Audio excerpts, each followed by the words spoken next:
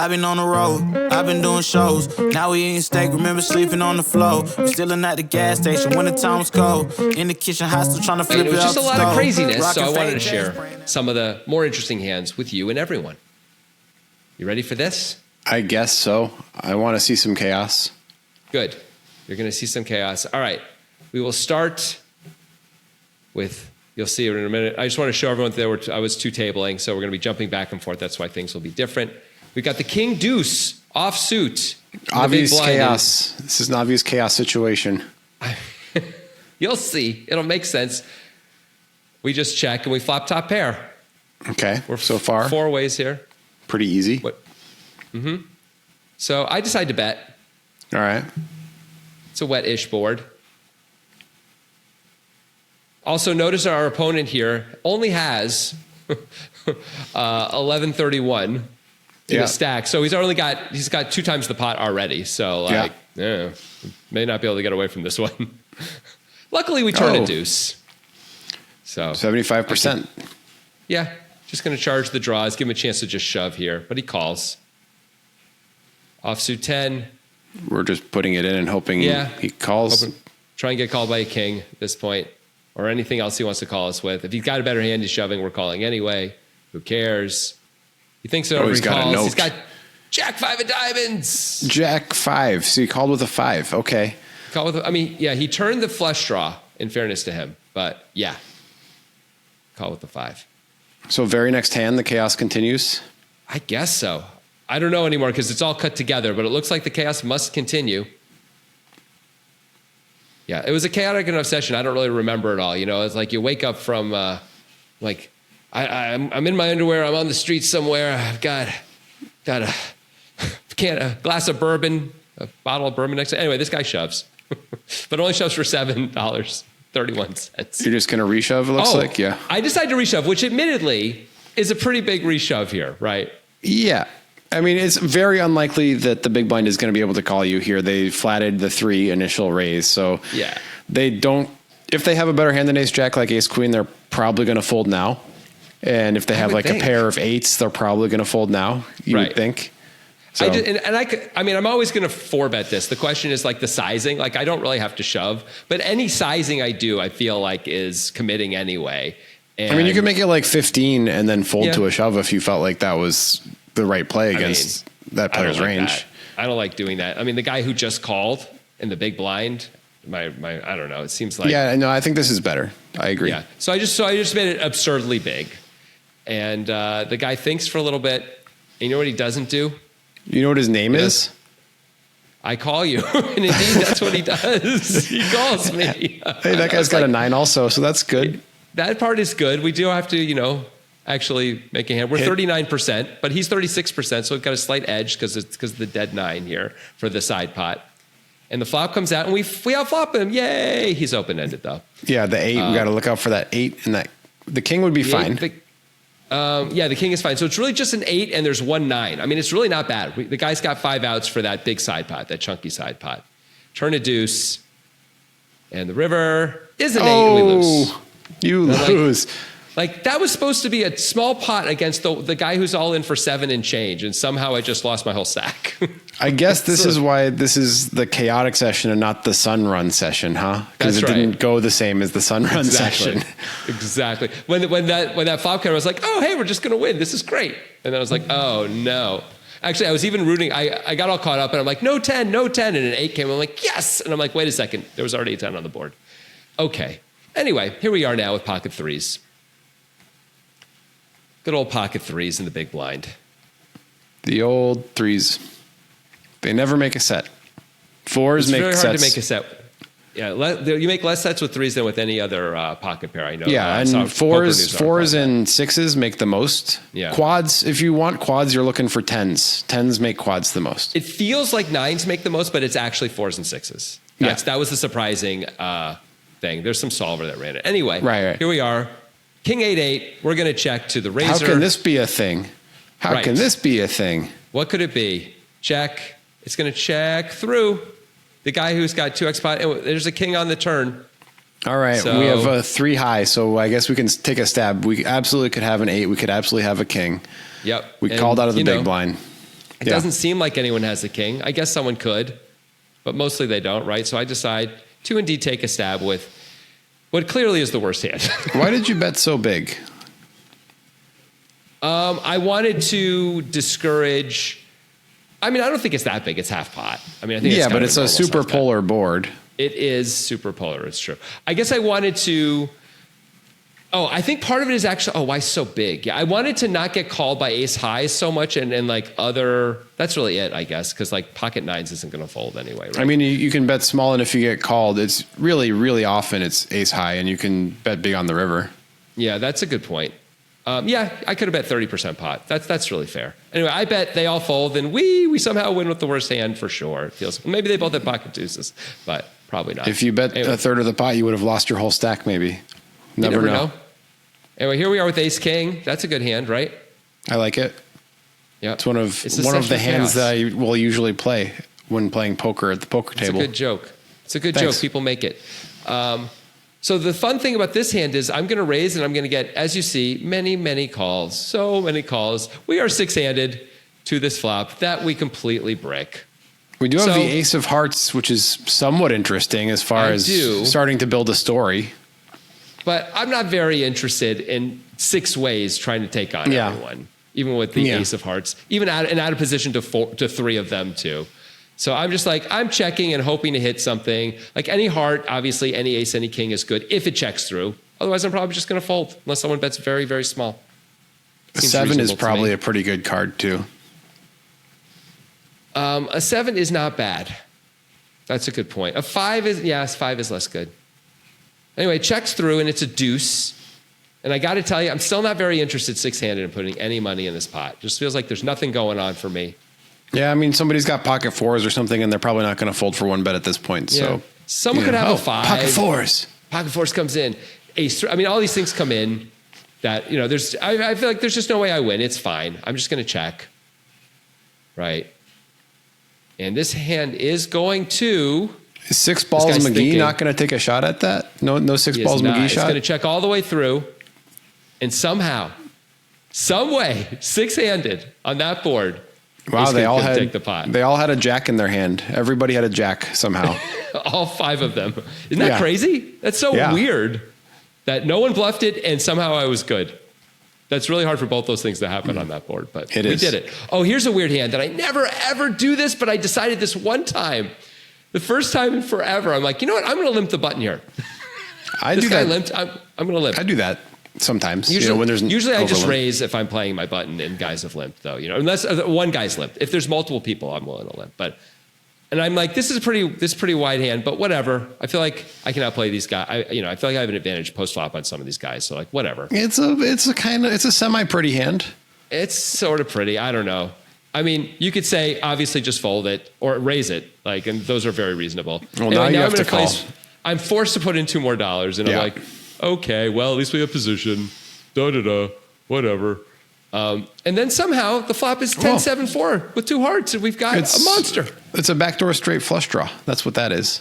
It's pretty freaking beautiful. Yeah. So it checks to me. All checked to you, huh? Yeah. I'm like, the initial I'm razor checked. I'm like, I'm willing to get it in here. And we get called. And we turn top 2. Now we want to get called again. We didn't really want to get called on the turn if we bet again, and now we do. It's true. It's right. Yeah, we bet again, and it's like, well, I can beat some draws that call, I guess. But now it's like, let's get it in. Have ace 10 and want to get it in or something. I don't know. Anyway, so I bet half. Wait, do I size it up? I'm thinking about it. I go back. Yeah, there you go. I like half. I like half better because of the size of the shove on the river versus the player stack. Right. Yeah. It's really, that's fair. And it just feels like if he has a 10, how can he fold for a 10? And this guy now raises me. I mean, I think at least 15 back. You could just move in, just not let anything wonky happen. He's mostly calling. He mostly doesn't have a bluff. If he has 8-9, so be it. You have outs against that. You'll live. Yeah. I felt like that too. I know my cursor's overcall, but I agree. I think you'll see I quickly move to the shove because it's like I'm obviously never folding this hand on the river. Like what card is going to come that I'm going to fold? It's hard to come up with anything. Like let's get it in now so he doesn't like get away from some scary card on the river. And I'm ahead a lot. I'm still ahead a lot. He could have 6-4. What do I know? But somehow he has 3-5 of hearts, Grant. Oh, wow. And he hit the 3 outer to take the lead on me here. Like, that's tough to do. You got outs. Does it. You've got outs. What? I do have outs. Just put a 6 up there. But no, it's a blackjack, and we lose to, wow. I mean, we were really in good shape there equity-wise, so that very sad turn came, which also and he check called the flop. He called the flop. He didn't, like, that's such a raising hand if you're going to check there. I know. What a spot. We're really supposed to just get it in on the flop, and then he gets lucky on me. Yeah. But instead, we got it in on the turn, and it was like, man, I was in good shape there. But, oh well, got stacked. You sure what did. What are you going to do? I like to see All it. Right. The chaos it's fun continues. To watch the pain. I like watching pain. I know. Me too. We're going to have 3-5 off here, Grant. Okay. It seems like a lot of these are out of the big blind. Are you VPipping like 4%? What's going on? No, it just is the parade of limpers creates all these weird spots. Yeah. When I'm not in the big blind, I'm usually a raiser, so we don't get all these weird hands, weird spots. And we flop top and bottom. Which is obviously a weird spot when a lot of action goes in, but it's like if 2 people end up all in, you don't want to continue, right. I would guess. I think you're probably right, but even then, sometimes you're good against like like pocket 7s and like 6-5. But there's not even 2 to a suit out there. That's the scary thing. Anyway, so I decided to bet it and like, let's figure out what the hell we're doing. Let's see how these guys react to it and I'll make decisions. I'm like, if I'm going to get in with someone, I'd like it to be this dude here, obviously, who just called because he's shorter. I don't really want to put in all 70, but so it's me and 2 other guys. We turned a pretty good card. Shouldn't matter too much. King X suited obviously makes 2 pairs sometimes. That's just going to but you don't want to bet fold because they could have now like a combo draw or a pair and a flush draw. So although you block 4-6 of clubs, yeah, something like that really easily. 4-7 of clubs. So I decided to bet again. I bet 6.7. We have this guy, King Zoe, goes all in for 1744. I think we get a fold out of our friend here. It'd be an interesting spot if they shove too. Might have to fold if they shove too. Might be a fold there. Even if they call, it's like not great. But that guy folds, so it feels like just an auto call and like hope we're ahead. we just have to with this price. Yeah. So I do call. I'm about to. Eventually. There thinking it through. And we're up against King 7. So good spot. He's got a gutter and top pair. He actually has a fair amount of outs. But we're 73%. Yeah. Against his 12 outs. It's pretty good. We always decline. And he gets there. He goes running 2 pair and beats us. On the flop, this is what you get. This is what you get for the sun run. You had the sun run, now you get this. That's fair. You know what? I don't complain. I didn't love it when he hit that 7. I'll tell you the truth. I was like, come on, grumble. Well, when you're having a losing session, ace queen off looks so much worse than when you're having a winning session. It's just a different hand. It's just a different hand. It's not like I'm losing that much in these sessions. I'm down like whatever, 1.5 buy-ins or something. It's not a big deal. You're getting wrecked and you're crying. Also, it's nice when I keep going up against these guys who like have relatively small stacks, So it's like a hand like this is so straightforward. Like there's nothing to think about. We just flop top. Like what's going to happen here? Nothing bad can happen to us. You could lose 28 more sweeps coins. We can. So I decided to bet 3 into 525 here because it's sort of a wet board. Sure. Also, I'm trying to like build the pot quickly. I would, if you're going to choose bigger sizing, I kind of want to go even bigger than that. What do you want to do? Like pot? 4 is what I was thinking. Yeah, just the queen. None of the queens are going to fold, and you want to charge all of the many draws. Yeah, I usually my standard move there is half pot just to keep all the weak stuff in. 6s, 7s, other pocket pairs, all the stuff. But that's fair. Anyway, the king comes, and I check it back. Yeah. With the intent to bluff catch at least some of the time. All right, so 8-10 gets there. 1 sweeps coin they bet. Interesting. Yeah, what do you think? So the things that you're losing to are 8-10, which is rare. King X of diamonds makes some sense with this 1 sweeps coin bet. They limp called pre, right? They could have king deuce plus of diamonds, and I feel like that's a lot of what they have. But to counter that, they could also easily have 8-9 and be betting 1 sweeps coin as a blocker bet. Yep. The question is, if I were to raise, would I ever get called by the guy who's betting a 9 here? I don't think so, but I think there is a world where they have a queen and they call a weaker queen. Maybe that's possible. Maybe a queen. Yeah. But this is close. I think it's really trying to dance between the raindrops to get value here. So I think it's probably best to just call, even though it sucks. I know it feels dumb, but I call. He has 9-10, so he had the gutter, and then it was blocking with a 9, like you were saying. You thought he might be. It's exactly what happened. Oh, here we go. So now we flop. Pot. Bottom set in a bomb pot. We're out of position to the entire table from the small blind. So this is about the worst a set can be when there's not a straight or a flush on the board. In a bomb pot where you're out of position to everybody having cards. And we have bottom set on a wet board. Yeah. Right? A pretty wet board. I guess it could be even wetter, right? It could be, 2, 3, 4, all diamonds. But this is pretty... Yeah, but we still have the third nuts right now. So, not too bad. So I check, sort of wanting to see what's going to happen a little bit. Often we're likely to have the best hand. We're likely to have the best hand, so that's good.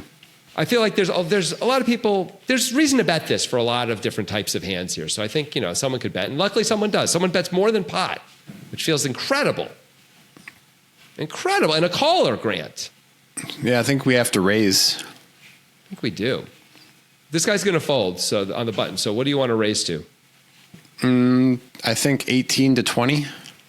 Okay, let's see what I did. I think I went less, but I don't really remember anymore. Oh, look at that. Oh, no, I hit pot, but then I'm going to downgrade it slightly. I'm 22. 22. I'm like, if you want to make your flush, you're going to have to pay for it. Buddies. Yeah. I'm not so worried about perky melons. The Lacadni is the initial better. That's the one who can have the bigger set, but... Right. It's just a cooler if they have a bigger set, even in a bomb pot. It's hands that you would play anyway in a normal ring game, so it's a similar cooler. And having played a lot of these Hold'em bomb pots now, like when we first started analyzing bomb pots, like watching it was Live at the Bike or whatever, doing bomb pots. We're like, this is great. You have to have a set to continue and all that. Like that is not true. Having played like top pair is often good in a bomb pot, like on the flop, So you have to be careful, of course, but something like this is a strong, strong hand, and it doesn't feel that different from just like you're saying, flopping a set normally. And I feel like there's just no folding this hand. If this guy raises, so be it, right? So he calls. Perky Melons, though, jams. Well, obviously we're going with it, and we're losing a lot of the time because the other player is not going to fold, and they're going to have a combined lot of outs or have you beat. You would think one guy has 9-10 of diamonds. One guy might have a set of sevens. That would be a very tough combo for me. But we've already put in 22. We're never, ever folding a hand this strong. Maybe they're overvaluing stuff. Maybe they have each other's outs in their hands too, for all I know, right? Yeah, king, queen of diamonds and jack, 6 of diamonds or something. Yeah. It just feels like a don't overthink it spot. Get it in. So that's what I do. I get it in. And the other guy gets it in with us. And we're up against jacks and nines, just 2 overpairs. Grant, this is an unbelievably strong spot we got ourselves into. This is pretty good. 90%. Yeah. I have a feeling about what's going to happen. Do you? You're wrong. Oh, we win. I thought we were anti-sun running today. I guess we're not fully. No, just chaos. Chaos is in all directions. So we were getting sort of slammed by those other hands, but we just triple up here. And suddenly we're in the good. We're making money on this session because of that hand. Because 2 overpairs decided to go with it. How about that overcall with 9s? That is nuts. Really, really optimistic is what I would say. If the deuce was a 6, sure, but it was not. It was right. Yeah. Yeah, to think that, you're just praying we both have got draws and we miss. Also, we could have overcards to your 9s as well as our draws. Eesh. Oh well, it was great for me. Anyway, I pick up kings. I don't remember what happens with this hand at all, but we're going to raise under the gun. And here's Perky Melons again, sitting. I guess he's at both tables. The scariest hand to pick up on a bubble where the money matters to you. 2 kings. I don't know if it's the scariest, but anyway. So we get called in a few spots. Here we are. Oh, I remember this hand now. Okay, so here we go. We get the min donk. He donks 1/11 of the pot. This is the same player who bet 1 into 12 with the 9-10, I believe. I think you're right. this is not likely to indicate strength unless that you somehow found the one balanced player on clubs. And I don't think you did. So not at this stake level. I think we're fine. It feels like an obvious raise. Yeah, let's charge some gut shots and draws and of other types. Whatever. Yeah, let's. Yeah. So I just make basically, what feels as like if a relatively they normal didn't bet. Yeah, like as if they didn't bet almost. I would have bet even less than this if they didn't bet. So but whatever. Yeah, it's like a normal bet now, give or take. We get the first guy to fold, but this guy is not going to fold. He's going to flat, which is just like calling my normal bet, though. It isn't like he cold called a yeah, I mean, right? So certainly all the draws are still in play here that are good draws. Any diamond draw, which you block clearly, 8-9. Probably not gut shots, but some people will call gut shots in this spot. I mean, if they're treating it like a normal bet too, then they could call with gut shots, which they should. I don't know. They shouldn't probably, but they might. Also, he's on the button, so maybe he's a little more likely to do it. Anyway, he calls. The turn is the jack of diamonds, not a card I'm in love with, Grant. No, the 8-9 gets there and the diamonds get there. Yeah, all the draws come in unless he's got like jack 9, jack 8. You could have, jack 10 is beating me now too. Yeah. Like everything's beating me. So I check. I don't think I should be inflating this pot out of position anymore. This might be among the worst cards. It's definitely among them. I'm just wondering if it's the worst one. Like, I think it might actually be. I mean, the ace of diamonds might be worse. I don't know. Well, maybe not. You at least have the nut flush draw when the ace of diamonds comes. You at least have outs. That's a good point. Oh, the jack of diamonds might actually be the worst card in the deck. Now that you say that. So maybe the 10 of diamonds. Pot. The 10 of diamonds might be worse. Oh, maybe you're right. 10 of diamonds is horrific. Yeah, you're right. 10 of diamonds is, well, the 8-9 doesn't come in. Anyway, let's not argue about it. So he bets pot on the turn. What do you want to do? I mean, I think you can just fold. The king of diamonds. I think you can just fold and just be like, if you just bluffed me with, I don't know what, go ahead. Like betting pot with jack 8 or jack 9 here is not something you're typically going to see. Agreed. Obviously, it's not of diamonds. Yeah, they might bet, but they're not going to bet pot usually with that hand. I mean, maybe a few guys, but if I don't know that this is one of those guys who always bets pot no matter what, like, I agree with you. I think this is just a fold here. I do not fold, though. That king of diamonds just talks me into a call. I'm just looking and staring at that king of diamonds. You're not getting the right price to draw to the second nut flush on a board that would be a 4 flush board. Oh, of course not. But I have outs if I'm losing, usually. And also, I'm blocking the flush. So it makes the story a little bit less strong. Having a diamond is a little bit better than not having a diamond here. I would never consider calling with 2 black kings. Of course. But I'm certainly not. I'm not trying to hit a diamond, although I'm hoping to hit a diamond, of course. But I'm not calling to hit the diamond. You want the ace of diamonds. That's what you want. Well, the ace of diamonds would be the best card in the deck. That would feel pretty good. Yeah. Well, it's a chaotic session, so it's a red 6 of hearts. So so I remember this moment, and I'm like, I'm folding. I'm not going to call another bet here. I know I got a 1-to-1 stack to pot. I'm not calling this bet. I'm losing and I'm not going to call. And then this is what happens, Grant. He bets less than 25% pot on the river. That's weird. Yeah. When he bets pot on the turn, I mean, this puts jack 8, jack 9 back in play in my head. It's just, it's weird. Ace jack, maybe, that decided that's just stubborn on the flop or something. I mean, I think he got you with the price, right? The price is just too good. You win often enough that you kind of have to make this call. That's what I thought too. I'm like, and having the king of diamonds, it's a key blocker. What'd you say? Yeah. The turn was the inflection point where you could have folded. Yeah, I agree. And I mean, regardless of this outcome, gosh. We're you just about said to see, irregardless. Just don't be a baby about that. Regardless of this outcome, blind to what his hand is. I know what his hand is, but I agree with you that I think it's just a fold on the turn when he bets that big. And that's literally the worst card in the deck, or the second worst card in the deck to have pulled, even with the king of diamonds in my hand. And this guy isn't he's not like Isildur, where I clearly have to call. Anyway, so I do find the call because of that price, where I'm like, I have to be right 18% of the time or something, man. I got the king of diamonds in my hand. I don't know. I could be right that often. I am not. He has the 8-4 of diamonds. I was drawing live at least 2 diamonds, but it was still clearly a bad call in the turn. Well, good sizing by him, I guess, on the river. He nailed it, man. He bets of any kind of normal size on the river, half pot even. I think I'm gone. But anyway, this is a funny little one. It's another bomb pot. We have 6-5 on the king 4 deuce rainbow. I'm like, hey, we have a gutter to the nuts, Grant. Isn't that good? I mean, yeah, since it's rainbow, that helps a lot. Yeah, right. And this guy only bets $1. So I decide just to call in position. figure it out on the see turn. no problem with this. Yeah. I'm like, please don't raise anyone behind me. Please let me see the turn for no more money, please. And that we get that.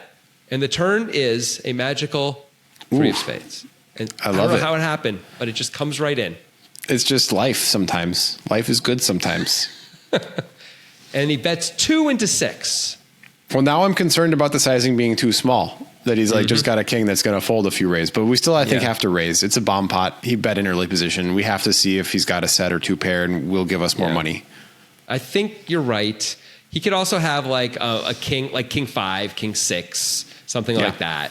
Or even, honestly, 4-5, 3-5, I don't know. And just be, so I feel like I have to raise also. So I put in a raise here. Trying to like size so that way if he calls, we can reasonably shove rivers now. Like it's more than the pot, but not much more than the pot. It'd be big, but it wouldn't be insane. We could be on a spade draw and a missed or something, or at least be able to put a big chunky bet in, depending on the river, of course, and what's scary and what isn't. So he thinks for a little bit, and he folds, and it's sad. And now I'm like, oh, did I let him off the hook? Now I feel like I let him off the hook. He's probably check folding the river anyway, unless he improves. But man, that one hurts. To get there and immediately not win any more money. I guess I won the $2 bet, but I wanted all of it. Man, I wanted more. Oh, this is a fun one. King, Queen of Hearts. That guy crushed you in those 2 hands. As far as I know how he did. Okay, so this hand and the next hand that we're about to watch happened at the same time on 2 different tables, the 2 tables, okay? So I want you to keep that in mind as we watch this because it ends up, there's something that happens on both tables, which is interesting. Anyway, so we have the 3-bet after the call, the 3-bet squeeze there from that same guy who've been playing. You know what I like to do here? Make it 7. Make it 7. Oh. Out of position, you want to make it 7? I think it's a very clear call. But look, we flop so good. Yeah, that's pretty good.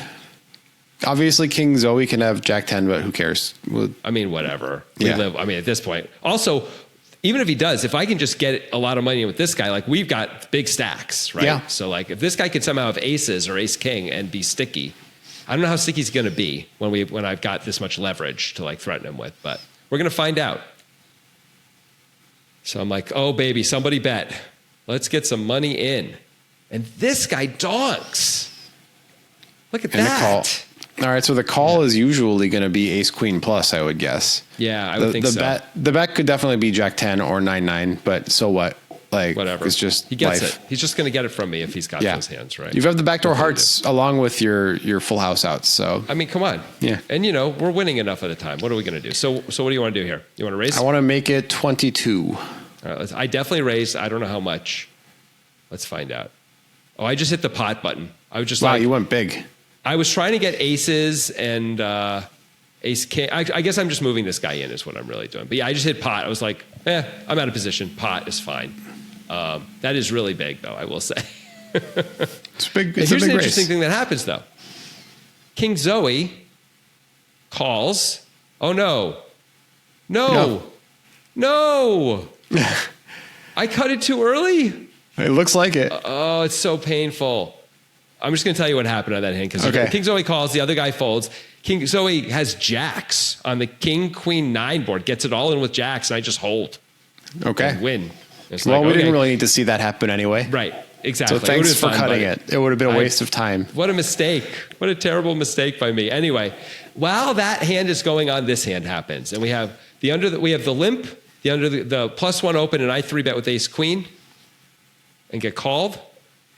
This guy's got 80 in his stack. Terrible flop. And he leads. He donks for 638, Grant. You said in your Sunrun video you just don't fold in these spots. I never fold in these spots. This is a pure call. Pure call. So that's what I do.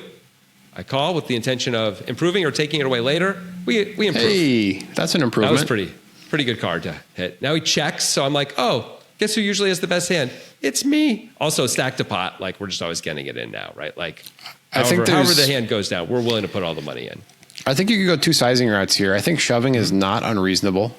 I think probably my preferred route is like 8 now and shove river, something like that. Interesting. I think I go like around, oh yeah, there you go. Look at that, 30% pot. I almost did exactly what you said, Grant. Yeah. Yeah, I'm trying to like give him some like, maybe I'm afraid of the ace, or stick around with your 10 or whatever. Rep that ace, buddy, whatever you want to do, you know. And I will say, the sizing seemed to have been effective this time, Grant, because here it comes. The boom is coming. I'm just going to tell you, the boom is coming. Oh, am I faking you out, though? I don't know. Faking you out? Probably not. The boom came. See how chaotic this whole session was? Like, this isn't a half hour. All these things happen. It's crazy. And he moves in. I'm like, well, sometimes I'm losing. Yeah, like, but so be it. Ace 3, Ace 4, whatever. I call, obviously. He's got pocket sixes. Decline. Yeah. Pocket sixes. So the sizing just made him lose his mind. The sizing made him lose his freaking mind. I shove, he definitely folds. Like, there's no way he can call the sixes, right? But like that small number really worked on this guy. I sort of understand. I sometimes get tempted by the small size too, to like want to attack it.